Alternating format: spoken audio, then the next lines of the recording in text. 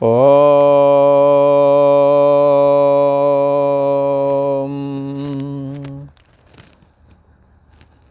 श्री योग वासिष्ठ के उत्पत्ति प्रकरण में श्री वशिष्ठ जी महाराज बोले, हे राम जी,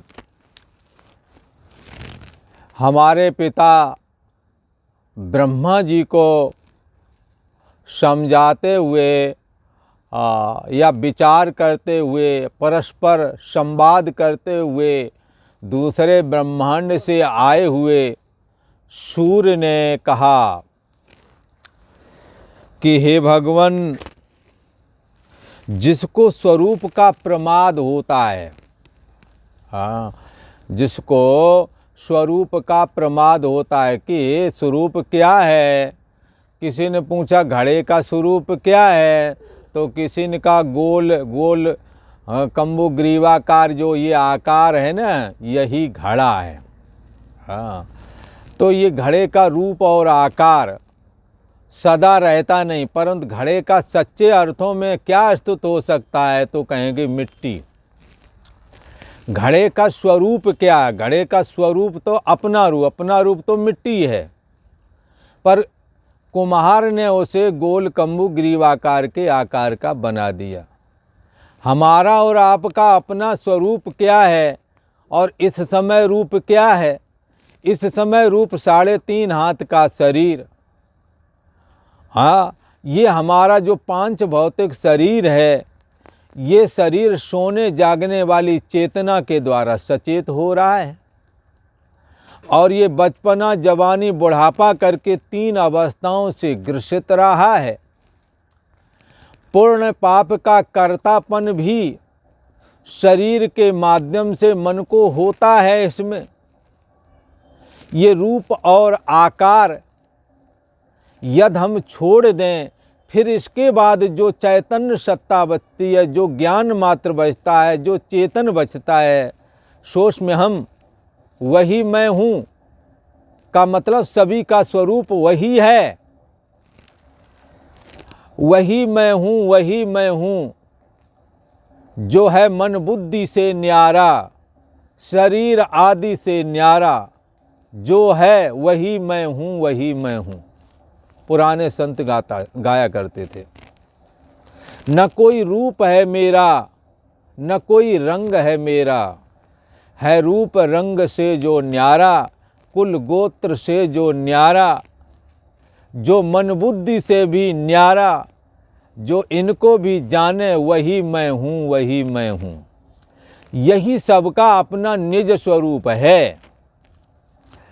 कहते हैं ब्रह्मा जी वशिष्ठ जी को समझाते हुए कहते हैं कि हे मुनीश्वर, जब उस चैतन्य सत्तात्मक जो सबका स्वरूप है, ये तो रूप है पर वो स्वरूप है, जो सदा रहता है वो स्वरूप है। रूप आज जैसा है कल को नहीं रहेगा। जिसके दाढ़ी मूछें नहीं है उनको दाढ़ी मूछें आ जाएंगी, और जिनके दाढ़ी मूछें काली हैं उनकी सफ़ेद होवेंगी।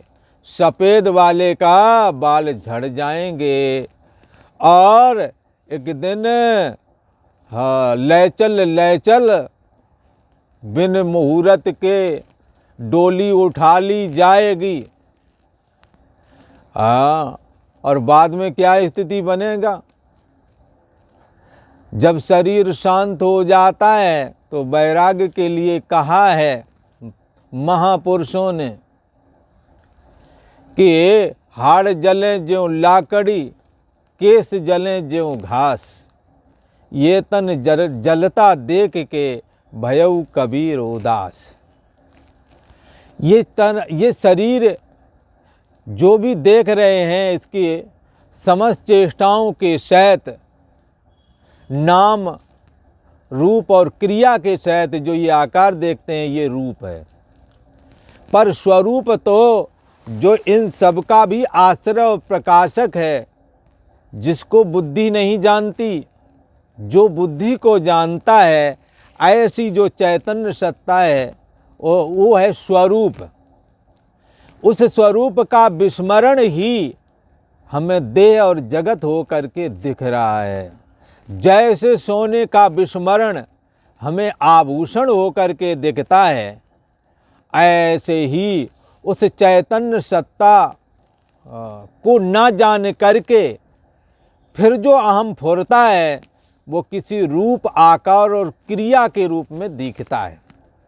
कोई न कोई रूप होगा, कोई न कोई आकार होवेगा, कोई न कोई रूप मतलब काला गोरा, ऐसा कोई रूप होवेगा, और कोई न कोई आकार, और कोई न कोई चेष्टा कर रहे होगे, क्रिया कर रहे होगे।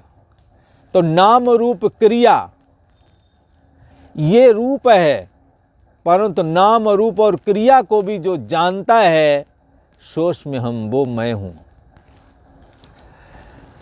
ब्रह्मा जी कहते हैं बसर जी से, हे मुनीश्वर, जिसको ऐसे स्वरूप का प्रमाद हो गया है उसी को देह में मैं बुद्धि फुरने लगती है। और कृतयुग सब जोगी विज्ञानी कर या धैर्य हरि ध्यान, ये जो चैतन्य सत्ता इसी को हरि कहा गया है। यही परमात्मा श्री कृष्ण है, यही परमात्मा श्री राम है, यही दुर्गा है, यही श्री हरि है, यही शिव है, यही गणेश है, यही सूर्य है। चैतन्य सत्ता ही सर्वरूप धारण करती है, चाहे वो ईश्वर मूर्तियां हों और चाहे वो जीव मूर्तियां हों। एक नूर से सब जग उपजा, कौन भले को मंदे। किसको अच्छा कहें, किसको बुरा कहें, सभी तो एक परमात्मा से प्रकट हुए हैं।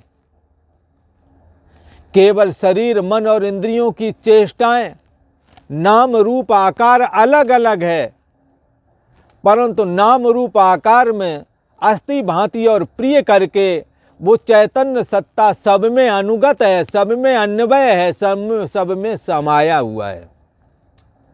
सोच में हम वही मैं हूं, वही सबकी अपनी मैं है। इसलिए सबकी गठरी लाल है, कोई नहीं कंगाल, कोई कंगाल नहीं है। सबके अंदर वो चैतन्य सत्ता समाई हुई है, इसीलिए किसी को लगता ही नहीं मैं कम हूं। एक बकरी चराने वाला भी कहता है कि प्रधानमंत्री को ऐसा नहीं, ऐसा करना चाहिए, उसे लगता है उनकी अकल से ज्यादा हमारी अकल है। कारण कि चैतन्य सत्ता जो है सब में एक जैसी है और सर्वश्रेष्ठ है, सर्वाधिक चेतन है सब में। इसलिए सभी को लगता है जो मैं जानता हूँ और दूसरा नहीं जानता। जबकि बुद्धि के स्तर से देखा जाए तो ज्ञान कम ज़्यादा होता है। जो समझ हमारे अंदर है, जिस विषय संबंधी वो दूसरे के अंदर शायद ना हो, दूसरे के अंदर जो है वो हमारे अंदर ना हो। बहुत सारी समझ ऐसी है जो हर किसी में एक जैसी नहीं होती है, पर लोगों के दिमाग में यही होता है, जो हम जानते वो दूसरा नहीं जानता। क्यों? क्योंकि सर्वश्रेष्ठ और सर्वाधिक ज्ञान चैतन्य आत्मा की है, आत्मा का ही है, और वो तुम्हारा सबका अपना स्वरूप है, इसलिए सबको वही लगता है। बुद्धि के स्तर पर ज्ञान कम ज्यादा हो सकता है, पर बुद्धि का आश्रय और प्रकाशक जो ज्ञान स्वरूप आत्मा वो सबका एक है। इसीलिए उसके लिए कहा है उपनिषद में, चेतनस चेतना नाम एको बहु नाम। बहुतों में एक ही चेतन है, एक ही ज्ञान स्वरूप आत्मा समाया हुआ है। जैसे हजारों लाखों बल्ब हैं, उनमें विद्युत एक ही है, ऐसे ही शुद्ध चैतन्य सत्ता बुद्धि देश का साक्षी और आश्रय और प्रकाशक सबका एक ही है। श्री वशिष्ठ जी महाराज से ब्रह्मा जी कहते हैं, जिसको स्वरूप का प्रमाद हो जाता है उसको एक क्षण में जगत भ्रम दृढ़ हो जाता है। किसी से पूछने की जरूरत नहीं, आप खुद अनुभव करें। जैसे ही निंद्रा आई कि आप मैं ये जागृत वाला हूँ ये भूल जाते हो, तो दूसरा जगत खड़ा हो जाता है कि नहीं हो जाता है। जरा सी निद्रा आई और की सपना आ गया, और सपने में हूबहू ऐसा ही जगत दिखता है। सोते समय और जागते समय प्राय करके स्वप्न दिखते हैं। एक क्षण मात्र में अनादिकाल का देह और जगत वहाँ संसार ये दिखने लगता है।